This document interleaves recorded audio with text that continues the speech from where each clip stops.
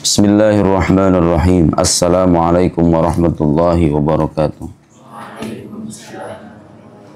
Alhamdulillah wassalatu wassalam ala habibina wa syafi'ina rasulillah wa ala alihi wa sahbihi wa man wala wattaba'a hudah wa ba'd.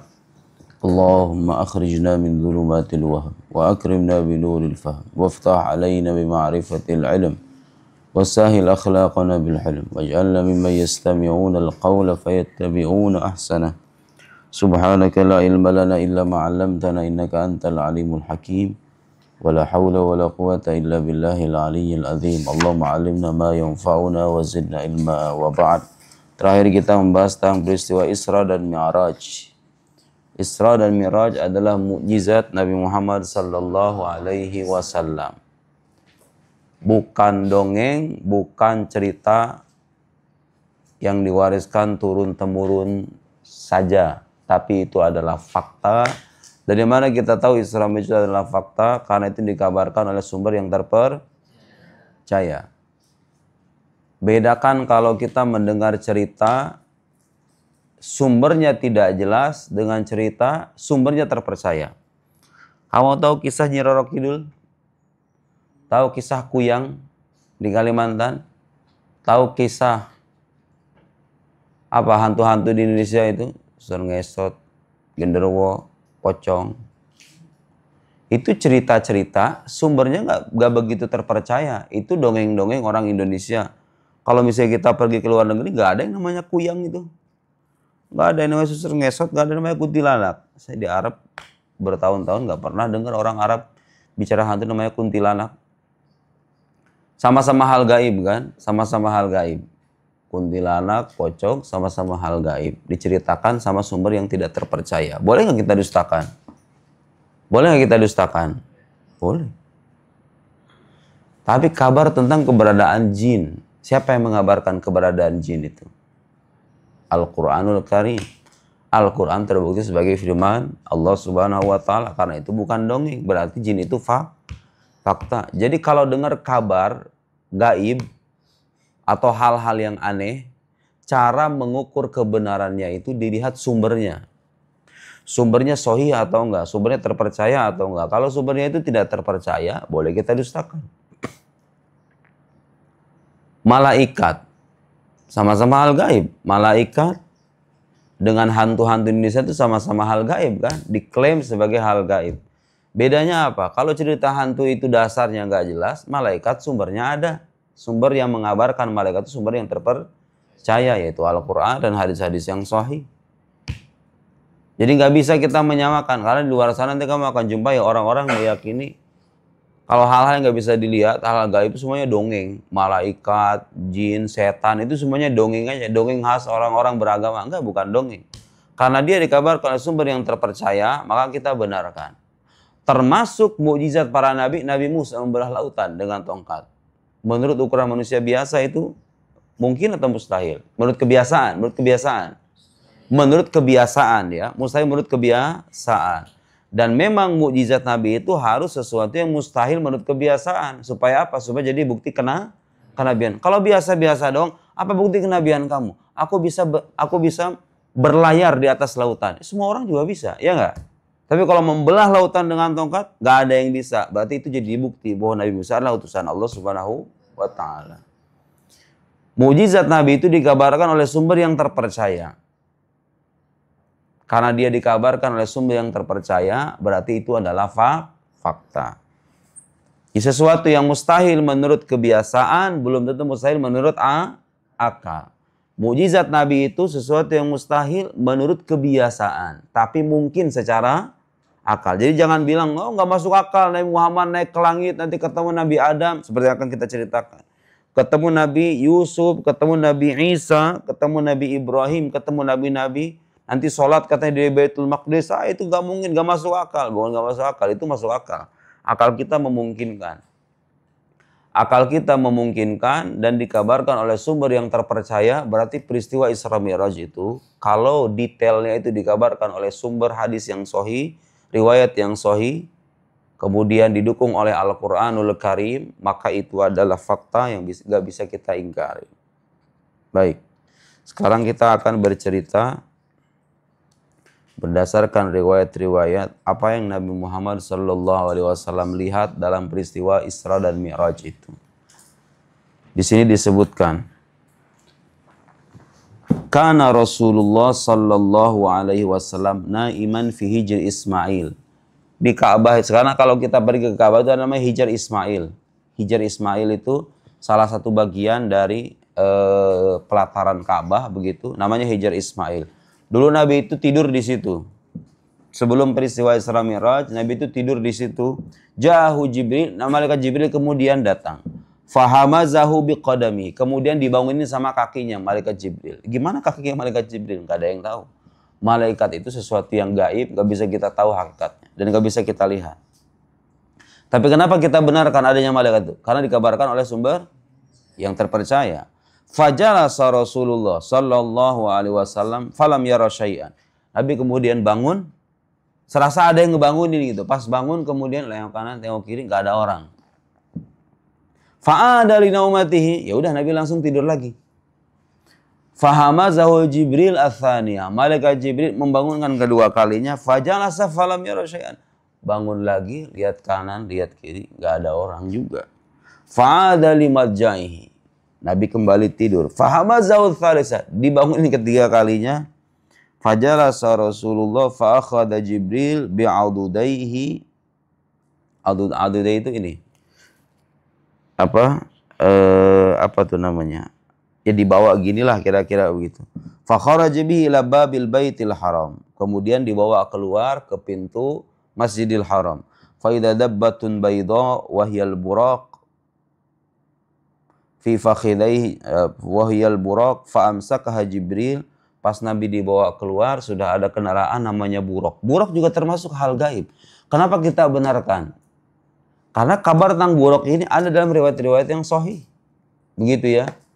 Kamu kalau bisa baca, gimana itu buraq itu bentuknya? Ini disebutkan di sini. Ciri-cirinya itu. Bainal baqal wal himar. Firtifaiha. Jadi tingginya itu antara bagal. Bagal itu apa ya? Himar itu keledai. Fi fakhidaihi janahan. Dia punya dua sayap. Yafhazu bihi marijlaihi, yang sayap itu bisa mengepakkan kedua kakinya. Khutwatuhu an akhir nuqtatin yaraha bi'ainihi. Nah, langkahnya dia itu sepanjang matanya memandang, itu langkahnya. Jadi misalnya kalau kita, berarti cepat kan? Sepanjang mata memandang, kalau sekarang pandangan kita misalnya sampai ujung sana. Nah, sekalinya langkah buruknya itu apa itu bahasainnya? Jadi ujung pandangan dia itu langkah pertamanya gitu, ngerti nggak? Saking apanya? Saking cepatnya. Kecepatan buruk itu begitu. Kalau kamu melangkah kan hanya setapak demi setapak, ya kan? Nah, buruk itu ujung pandangannya, akhir pandangannya itu langkah pertamanya. Allahu a'lam. Ya. Ya kalau kita kan loncat gitu kan, wallahu a'lam kayak gimana itu perjalanannya. Famsakaha Jibril, dipegang itu buruk sama malaikat Jibril. Hatta yarkab Rasulullah, sampai Nabi kemudian dipersilahkan untuk naiki buraq. Fataharrakal buraq wantafad. Buraq kemudian bergetar. Bergetar, seolah ada sesuatu yang luar biasa yang menumpangi buraq itu. Faqala Jibril kemudian bilang sama buraq itu. Ala tastahiya buraq mimma tasna? Buraq, kamu enggak malu dengan apa yang kamu lakukan itu?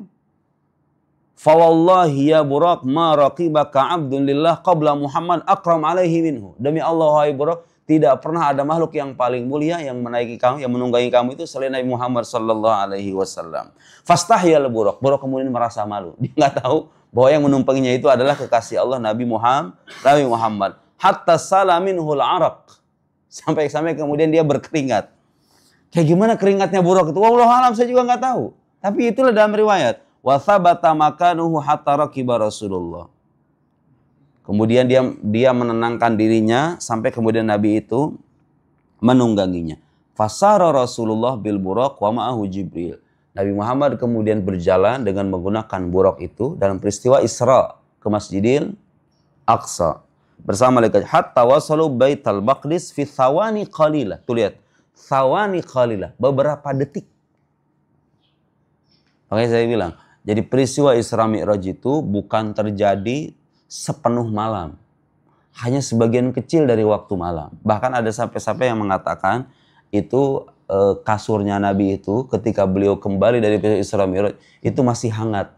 Seperti halnya baru ditinggalkan beberapa menit sama orangnya. Kan biasanya kita kalau punya tempat tidur kayak gitu kan. Sampai-sampai ada yang mengatakan begitu. Saking sebentarnya. Dan itu menjadi bukti kekuasaan Allah Subhanahu wa Ta'ala. Fi thawani qalilah fawajada fi Ibrahim wa Musa wa Isa wal anbiya jami'an. Pas sampai di Baitul Maqdis, Nabi Muhammad menjumpai para nabi itu sudah menanti. Sebagai bukti bahwa nabi kita adalah imamnya para nabi, dimuliakan sama semua nabi. Wa qad tahayya'u lis-shalah wastaffu sufufan. Mereka semuanya sudah siap salat, mereka sudah berbaris. Fa akhadha Jibril bi yadi Rasulillah. Nabi kemudian dituntun tangannya oleh malaikat Jibril supaya maju ke depan menjadi imamnya para nabi. Fa'ammahum fis shalah. Nabi kemudian mengimami mereka salat. Tsumma ja'ahu Jibril bi'ina'ain fi ahadihima khamar wa fil akhir laban. Setelah salat kemudian malaikat Jibril memberikan dua pilihan, dua bejana, yang satu isinya khamar, yang satu isinya susu. Fa akhadha Rasulullah ina al-laban fashariba minhu. Nabi kemudian mengambil bejana yang berisikan susu, wadah berisikan susu, wa taraka ina al-khamr, dan kemudian meninggalkan bejana berisikan khamr. Qala lahu Jibril bilang sama Nabi, hudita lil fitrah, engkau telah diberikan petunjuk untuk memilih fitrah, artinya kesucian. Nabi Muhammad itu tabiatnya gitu ya, hanya mencintai kesucian dan tidak menyukai kekotoran. Ketika malaikat Jibril memberikan khamr dan susu itu simbol. Kalau susu itu kan sesuatu yang disukai banyak orang, ya kan? Bersih, kemudian tidak memberikan efek yang buruk, ya kan? Tidak, kemudian bikin sehat. Sementara khamar bikin orang mabuk, bikin orang gak sadarkan diri, merusak akal dan lain-lain. Nabi Muhammad menerima bejana yang itu, kata Jibril, hudita lil fitrah, kau telah diberikan petunjuk untuk memilih fitrah. Wa hudiyat ummatuk ya Muhammad wa hurrimat alaikumul khamar. Maka diharamkanlah khamar kepada umatmu. Nah, setelah itu kemudian Nabi Muhammad sallallahu alaihi wasallam naik ke langit, namanya Mi'raj. Kalau Isra itu perjalanan di Masjidil Haram ke Masjidil Aqsa, dari Masjidil Aqsa ke Sidratul Muntaha namanya Mi'raj. Tsumma ja'a Jibril bil Mi'raj fasa'ida fihi hatta wasila babis sama'i dunya. Sampai ke pintu langit dunia. Gimana itu? Langit ada pintunya kayak gimana? Allahu a'lam. Jelas ini dikabarkan dalam riwayat-riwayat, dalam kitab-kitab hadis.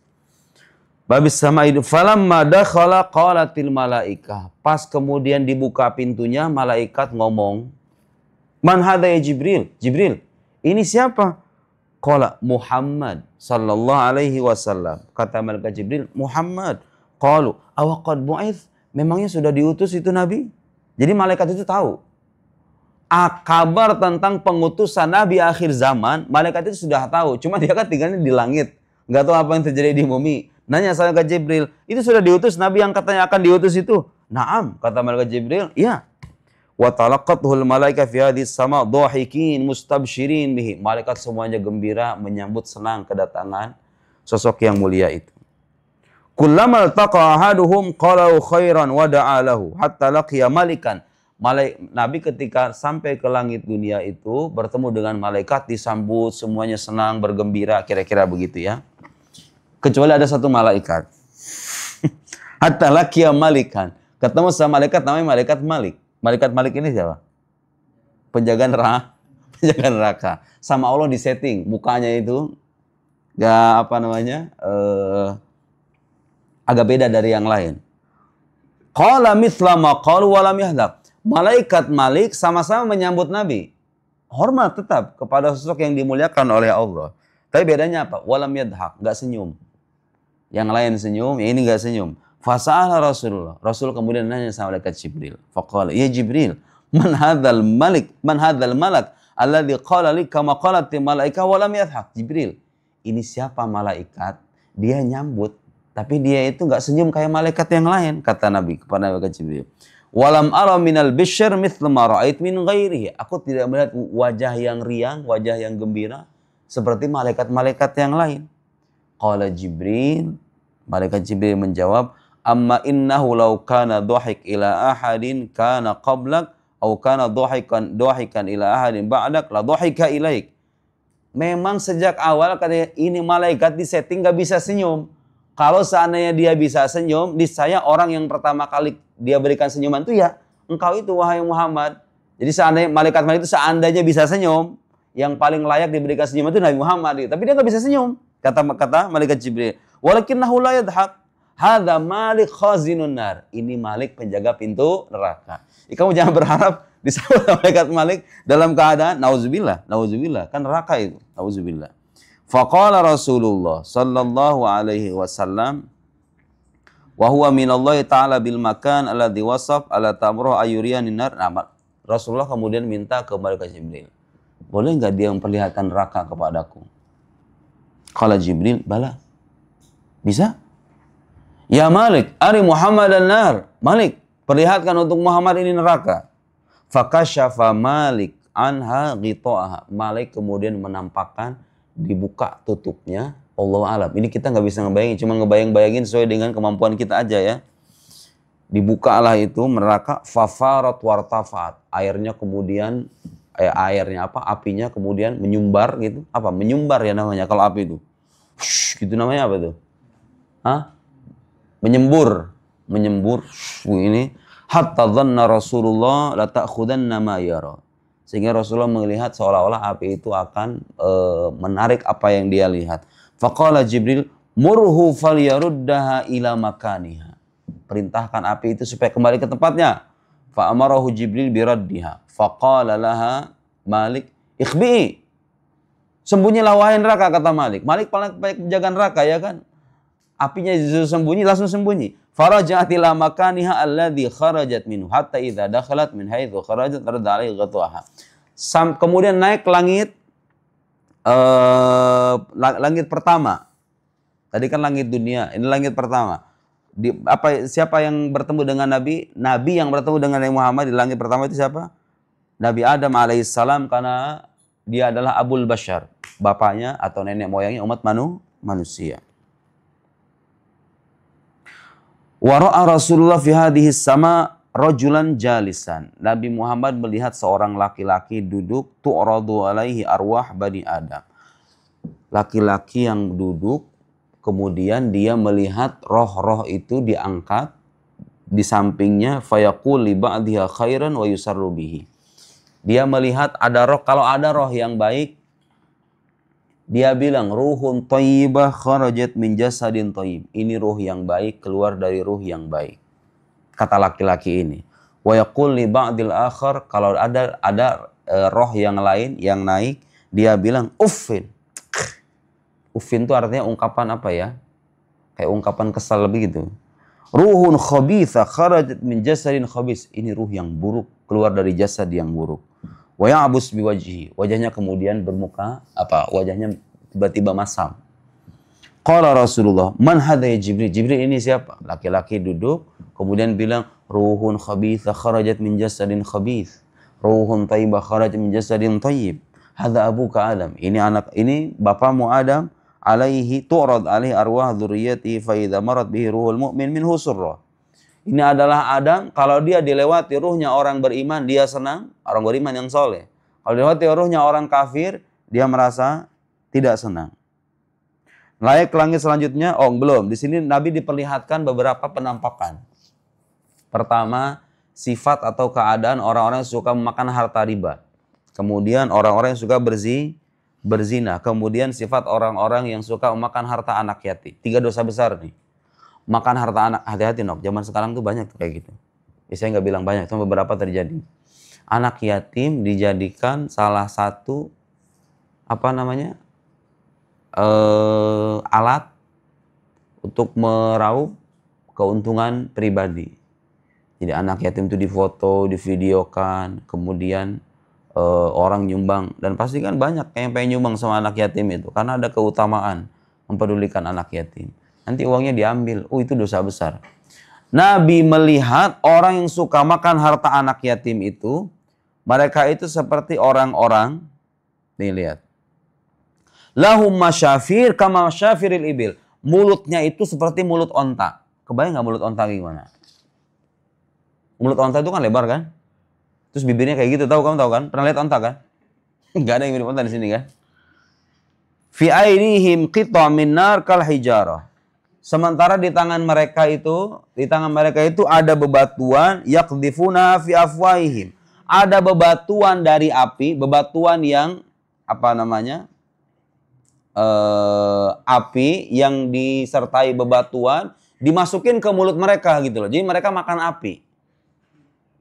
Dalam pemandangan yang dilihat oleh Nabi itu, mereka itu punya bibir yang lebar, kemudian di tangannya itu ada bara api dengan bebatuan, terus dimakanin begini. Qala Rasulullah, man haula ya Jibril? Jibril itu siapa? Haula akalat amwalil yatama zulman. Mereka lah yang makan harta anak yatim secara zolim. Pernah pondok dapat bantuan untuk anak yatim? Saya mau megangnya aja udah takut. Jadi jangankan make, itu mau megang aja. Kita orang rumah itu mau megang dalam arti maksudnya dipakai buat keperluan pondok yang lain gitu. Itu kita nggak berani. Kalau megang begini ya berani. Itu maksudnya megang buat dipakai kebutuhan pondok yang lain. Biasanya kan kalau misalnya di pondok itu ada keuangan masuk, oh ini buat kebutuhan ini dulu, nanti diganti, ini buat kebutuhan ini diganti. Satu doang yang nggak bisa diganggu-gugat itu. Harta anak yatim, bantuan untuk anak yatim. Itu disimpan rapi di dalam map. Karena merasa takut. Sekarang ada orang-orang nggak punya rasa takut itu. Anak yatim itu dijadikan bikin panti asuhan anak yatim, tapi hartanya dimakan sendiri. Nauzubillah. Tapi banyak panti asuhan yang benar-benar jujur. Jadi kita nggak bisa mengukur rata. Yang saya maksud ada beberapa orang yang mengasuh anak yatim, dia memperkaya dirinya dengan harta itu. Nauzubillah. Itulah gambaran mereka. Innalladzina ya'kuluna amwalal yatama zulman innama ya'kuluna fi butunihim nara, kata Al-Quran. Orang-orang yang memakan harta anak yatim itu hakikatnya mereka memakan api neraka. Nauzubillah. Sifat akalatir riba. Sekarang orang suka makan harta riba. Rentenir itu.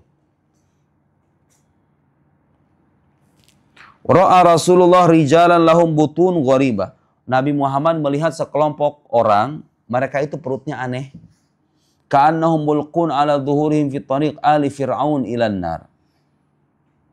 Fafi tariqim, mereka tuh perutnya aneh, kemudian seolah-olah diseret ke neraka seperti halnya keluarganya Firaun. Wahum fi syiddatil atash. Terus keadaan mereka itu seperti orang yang sangat kehausan. Yamurrun ala haula'in nas yata'unahum wa la yastati haula ayatahawalu min amakin. Faqala Rasul, man haula Jibril? Jibril itu siapa? Haula akalatur riba. Nah, sekarang pelaku zina. Bagaimana gambarnya pelaku zina? Ra'a Rasulullah rijalan baina aidihim lahmun samin thayyib ila jambi. Nabi Muhammad melihat sekelompok orang, di depannya ada daging yang segar.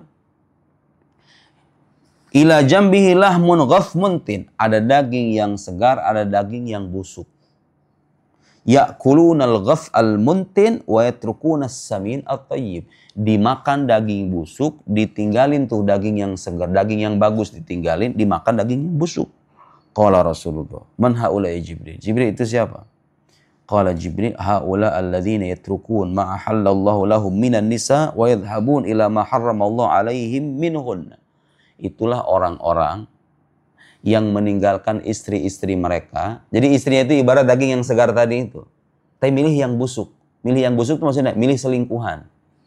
Milih orang lain yang bukan mahramnya, tidak ada ikatan pernikahan, dan melakukan zina. Itu ibarat, itu analoginya atau permisalannya kayak orang dikasih daging segar sama daging busuk. Dia milih daging busuk. Nah kebalikannya gimana? Kalau perempuan yang zina gimana? Nah ini gambarannya. Nauzubillah. Tsumma ra'a Rasulullah nisa, kemudian Rasulullah melihat ada sekelompok perempuan mu'allaqat bisadihinna. Mohon maaf ya, agak sedikit ini, tapi kamu jangan ngeres. Susunya itu digantung. Susunya digantung. Astagfirullahaladzim. Faqala man haula ya Jibril? Jibril itu siapa? Haula allati adkhalna ala rijal man laisa min auladihim, yani bizina. Itulah perempuan-perempuan yang suka berzina. Nauzubillah. Ini dosa-dosa yang kita sebutkan semuanya dosa besar. Di langit kedua Nabi bertemu dengan malaikat dengan Nabi Isa dan Yahya. Langit ketiga bertemu dengan Nabi Yusuf.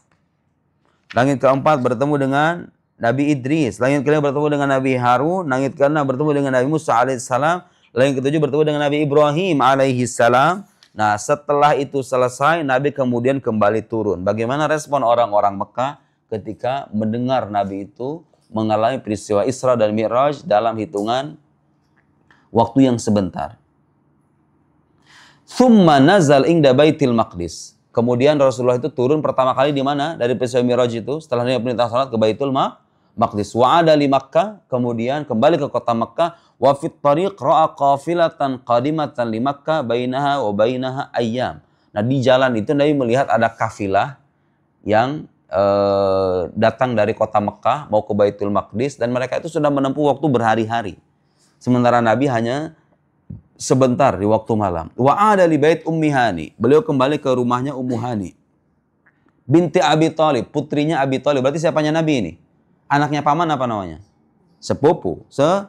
Walam tamur illa daqaiq ma'dud. Falamma asbaha, waktu pagi, falamma asbaha Rasulullah kharaja ila Hijr Ismail. Hijr Ismail masih ingat?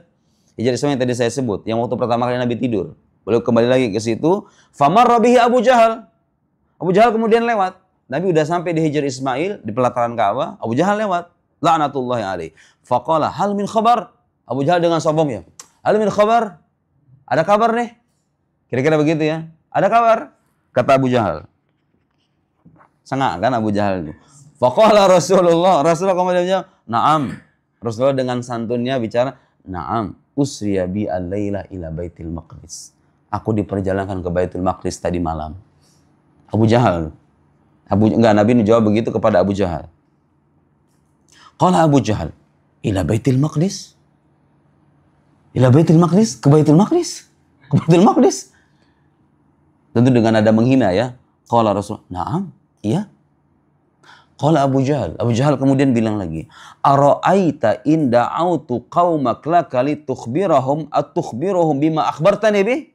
Muhammad, kalau seandainya aku panggil orang-orang Arab, aku panggil mereka ke hadapan kamu, kira-kira kamu mau nggak ngomong sama mereka sesuatu yang kamu kabarkan tadi kepadaku itu?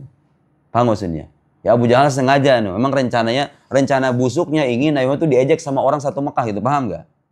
Kalau seandainya itu kabar kamu itu, kalau aku panggil orang-orang Mekah, kemudian kamu kabarkan ke mereka, kira-kira kamu mau apa enggak? Kata Abu Jahal. Jawaban Nabi apa? Karena Nabi tidak merasa bersalah, tidak merasa berbohong. Naam, ya. Fajama'ahum Abu Jahal. Abu Jahal mengumpulkan orang-orang Mekah itu. Liyusmi'ahum minhu dzalik wa arada Rasulullah ikhbarahu. Abu Jahal mengumpulkan, Nabi ingin mengabarkan, qala Abu Jahal, ya ma'syara Quraisy, orang-orang Quraisy ini ngumpul semuanya. Wa qad ijtama'u ilaihi min andiyatihi. Mereka-mereka yang sedang nongkrong-nongkrong di pojok-pojokan tuh, di tempat tongkrongan semuanya datang berkumpul. Faqala li Rasulillah. Abu Jahal kemudian setelah melihat orang-orang berkumpul, bilang sama Nabi, akhbir qaumaka bima akhbartani. Muhammad, sampaikan ke mereka informasi yang kamu sampaikan kepadaku itu. Fa akhbarahum Rasulullah bi annahu jaa Baitul Maqdis hadhihi laila wa shalla fi. Nabi Muhammad mengabarkan apa yang beliau alami secara jujur. Datang ke Baitul Maqdis, salat dengan para nabi dan seterusnya. Apa respon orang-orang? Famim baini musaffiqin biyadaihi wa musaffirin bifamihi takdziban lahu wastib'adan lil khabar. Waktu Nabi bercerita beliau itu diperjalankan ke Baitul Maqdis, orang-orang Mekah itu diantaranya ada yang apa? Musaffiq itu begini. Ngeledek. Sama apa namanya? Bersiul-siul. Ada yang bersiul, ada yang begini, disorak-sorakin bahasa kitanya. Disorak-sorakin sama orang-orang Mekah. Astagfirullahaladzim. Wantasyarul khabar fi Makkah. Tuh Abu Jahal tuh lihat busuknya begitu. Manakala orang-orang itu berkumpul mendengar Nabi begitu dan mereka mendustakan, saling mengejek Nabi, kabar Nabi Muhammad mengalami Isra dan Mi'raj itu tersebar di seantero Makkah ketika itu. Waja'an nas ila Abi Bakar. Nah, orang-orang kemudian udah nyebar nih beritanya, udah jadi heboh. Jadi bahan perbincangan orang-orang Makkah. Datanglah ke Abu Bakar. Sebagian di antara mereka datang ke Abu Bakar. Faqalu, inna sahibaka yazum kata wa kata ya Abu Bakar. Abu Bakar, itu teman kamu bilang begini, bilang begitu. Faqala Abu Bakar berkata, "Innakum takdzibuna alaihi." Faqalu, "Wallahi innahu la yaqulu." Kata Abu Bakar, "Kalian bohong." Kata mereka jawabannya, "Itu benar begitu, Muhammad bilang begitu." Qala Abu Bakar. Abu Bakar kemudian bilang, gara-gara inilah Abu Bakar digelar sebagai as-siddiq. In kana qalahu falaqad sadaq. Kalau Muhammad yang bilang begitu, sungguh dia telah jujur dengan ucapannya. Karena Nabi Muhammad di mata Sayyidina Abu Bakar terbukti tidak pernah berbohong. Jadi Abu Bakar tidak memiliki celah untuk mendustakan Nabi Muhammad. Setelah itu digelar sebagai As-Siddiq, As-Siddiqul Akbar. Thumma ja'a ila Rasulillah wa hawala musyriki Quraisy fasalahu an dzalik fa akhbara wasala musyrikun an sifati Baitul Maqdis. Orang-orang musyrik ngetes Nabi kemudian. Ayo coba gambarkan sifat atau gambaran tentang Baitul Maqdis itu seperti apa? Nabi menggambarkan Baitul Maqdis seperti halnya beliau melihat Baitul Maqdis itu. Fasawwarahu Allah amamahu qarib min dari Aqil ibn Abi Thalib yasifu ka'annahu amamahu. Nabi seolah-olah Allah tampakkan Baitul Maqdis di hadapan pandangannya dan menyifati Baitul Maqdis sedetail mungkin. Hatta qalu amma sifah faqad asab. Sampai-sampai orang Makkah yang pernah ke Baitul Maqdis melihat penjelasan Nabi itu bilang begini, amma sifah, adapun sifat yang digambarkan oleh Muhammad itu faqad asab. Itu dia benar. Memang begitu Baitul Maqdis. Fi waqti dzuhur ja'a Jibril fasallabi. Itu kan waktu pagi. Nah, waktu zuhurnya sholat pertama dimulai. Jadi sholat 5 waktu yang pertama kali ditunaikan itu sholat namanya sholat zuhur. Jibril datang kemudian menyabarkan inilah waktunya yang pertama. Tsumma ja'a qubailal asar, sebelum asar Jibril datang lagi. Shalla bihi imaman yu'allimu akhir waqtiha, memberitahu bahwa ini adalah akhir waktunya. Tsumma misluhu fi baqis shalawat hatta ala waqtu. Kemudian Jibril pun mengajarkan Nabi sholat di setiap waktunya sampai tersyariatkanlah sholat 5 waktu untuk umat Nabi Muhammad sallallahu alaihi wasallam. Itulah rincian dari peristiwa Isra dan Mi'raj. Wallahu a'lam bissawab. Allahumma salli afdhala salatin ala as'adi makhluqatika sayyidina Muhammad wa ala alihi wa sahbihi wa sallim adada ma'lumatika kalimatika kullama dzakaraka dzakiruna wa ghafala an dzikrik ghafilun. Subhanakallahumma wa bihamdika asyhadu an la ilaha illa anta nastaghfiruka wa natubu ilaik. Wa sallallahu ala sayyidina Muhammad wa ala alihi wa sahbihi wasallam. Wassalamualaikum warahmatullahi wabarakatuh.